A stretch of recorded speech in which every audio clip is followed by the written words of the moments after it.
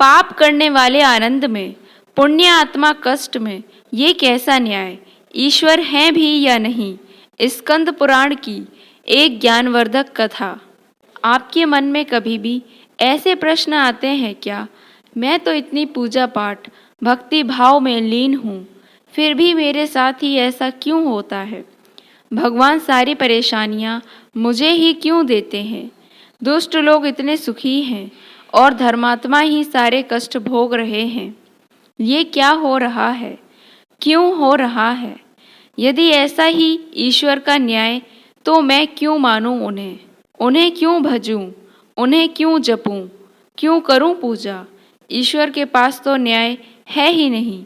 ईश्वर तो निष्ठुर हैं, पत्थर की मूर्तियों में बस के पत्थर हो गए हैं आदि। ऐसे प्रश्न अक्सर लोगों के मन में आते हैं, खासकर तब जब वे बहुत परेशान होते हैं और दूसरों को सुखी देखते हैं। मनुष्य अपने सुख से ही संसार को सुखी मानता है, अपने दुख से ही संसार को व्यर्थ। यह सब स्वाभाविक है। तो आपके मन में जो प्रश्न आते हैं, आज उनके निदान का कुछ प्रयास किया जाए। ध्यान से सुनिएगा। बहुदक नामक का एक तीर्थ था।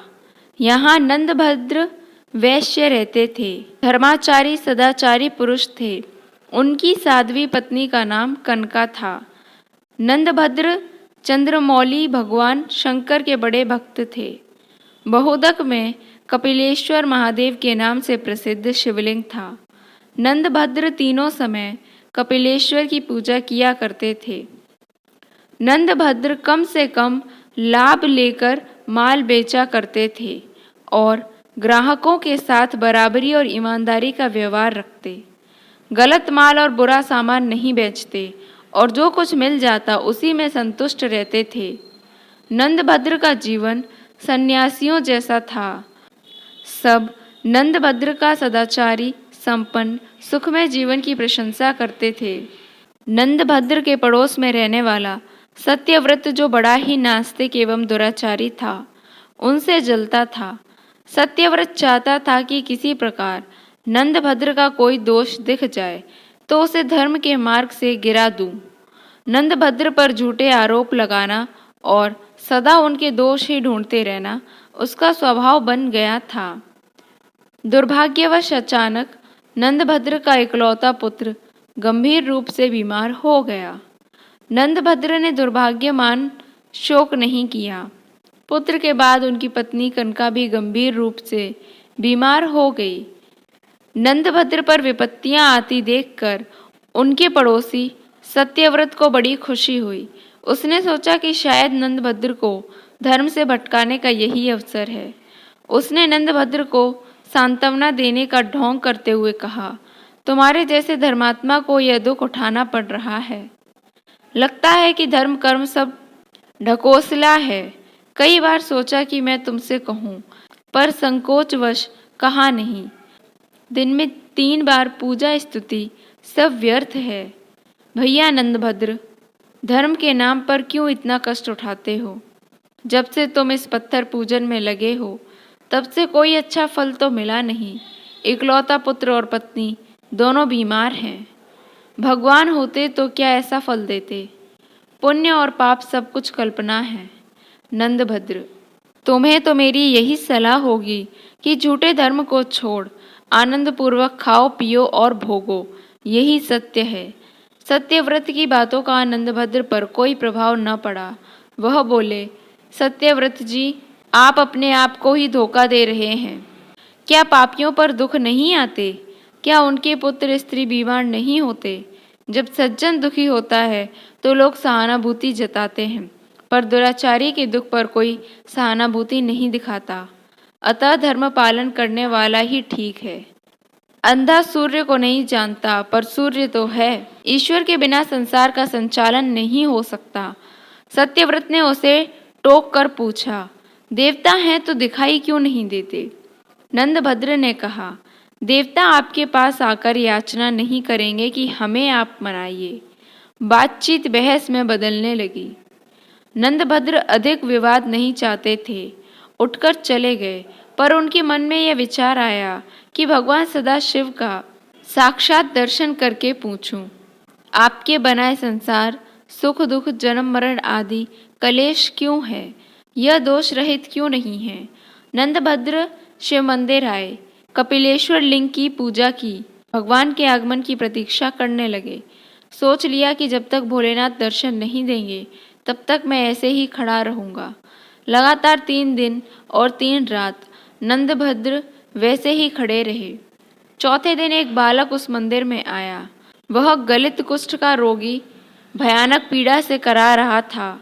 उसने नंदभद्र से पूछा, आप इतने सुंदर एवं स्वस्थ हैं, फिर भी आप दुखी क्यों लग रहे हैं। नंदभद्र ने अपना संकल्प उसे बताया। बालक ने कहा, अनचाहे का मिलना और मनचाहे का बिछुड़ना, इससे मानसिक कष्ट होता है। रोग और परिश्रम से शरीर को कष्ट होता है, मानसिक कष्ट से शारीरिक कष्ट होता है, और यदि शरीर में कष्ट हो तो मानसिक कष्ट होना स्वाभाविक ही है। दोनों एक दूसरे के साथ जुड़े हुए हैं, फिर क्या किया जाए। नंदभद्र ने पूछा, बंधुवर औषधि से शारीरिक कष्ट दूर होते हैं, पर मानसिक कष्ट तो ज्ञान से ही दूर होते हैं। होता है। मस्तिष्क को यदि ज्ञान की सही खुराक दी जाए तो वह कष्ट मुक्त हो जाता है।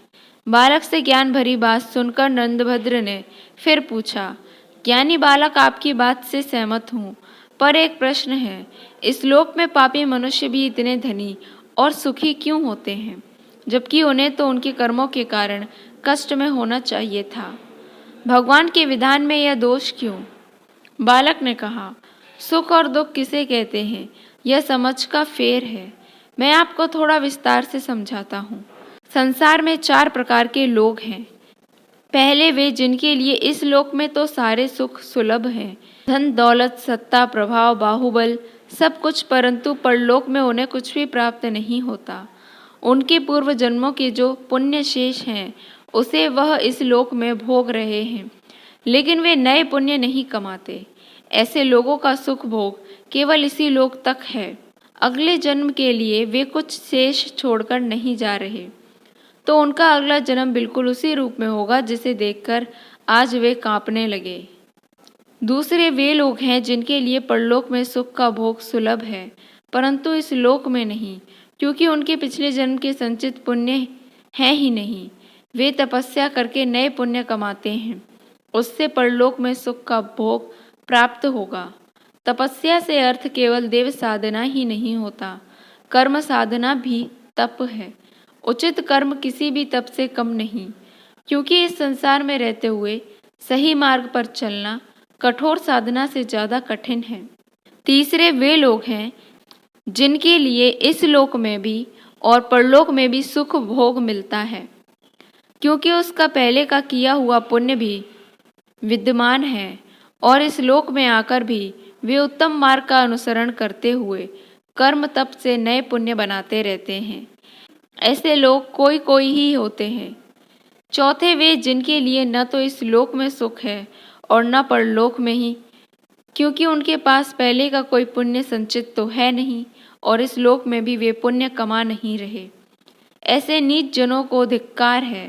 वे सर्वदा त्याग के योग्य हैं और इस लोक में अपमानित होते हुए ही जीवन बिताते हैं, और न जाने कितने जीवन ऐसे ही बीतेंगे, तब तक जब तक कि मेरी तरह उन्हें किसी तपस्वी का मार्गदर्शन न प्राप्त हो जाए। इसलिए हे वैश्यवर, आप अपने पड़ोसियों मित्रों द्वारा कही बातों को मन में रखो ही नहीं, उन्हें तो अपने कान में भी प्रवेश न करने दो।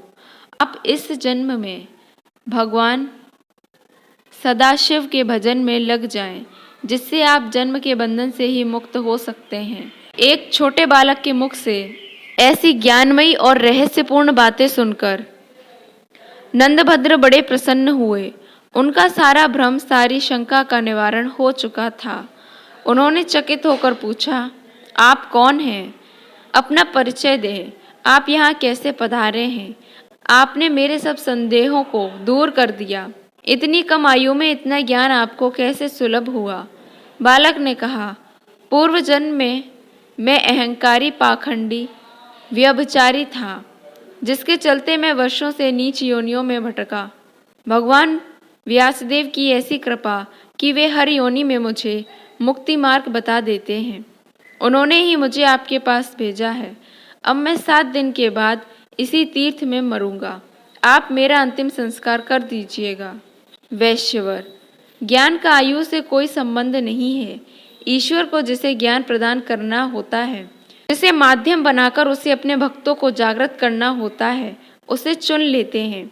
वह कोई भी हो सकता है, मेरे जैसा कुष्ठ पीड़ित जीव भी। अतः सहज भाव से स्वीकार करना चाहिए और ज्ञान जिससे भी मिले उसके प्रति विनीत रहना चाहिए। ऐसा करने से ईश्वर सदा आपको ज्ञानवान बनाए रखते हैं, किसी न किसी को भेजते रहते हैं। इतना बताकर उस बालक ने सूर्य मंत्र का जप करना आरंभ किया। कुष्ठ के निवारण के लिए सूर्य मंत्र का जप ही किया जाता है। भगवान श्री कृष्ण के पुत्र सांब ने भी सूर्य की उपासना से कोढ़ से मुक्ति पाई थी। 7वें दिन उस बालक ने अपने प्राण त्याग दिए। नंदभद्र ने विधि पूर्वक उसका अंतिम संस्कार किया। नंदभद्र को जीवन की सच्चाई और सार्थकता का बोध हो गया था। शेष जीवन उन्होंने भगवान शिव और सूर्य की उपासना में लगा दिया तथा अंत में जीवन मरण से मुक्ति पाकर भगवान शिव को साक्षात प्राप्त किया। स्कंद पुराण की इस कथा से आपके मन के बहुत से भ्रम दूर हुए होंगे, ऐसी ही आशा है। आपको जीवन में क्या मार्ग अपनाए रखना है, इसका भी संकेत मिला होगा। पुराणों की कथाओं में जीवन के अनमोल रहस्य संकलित रूप से दिए गए हैं। शिव ही सत्य है।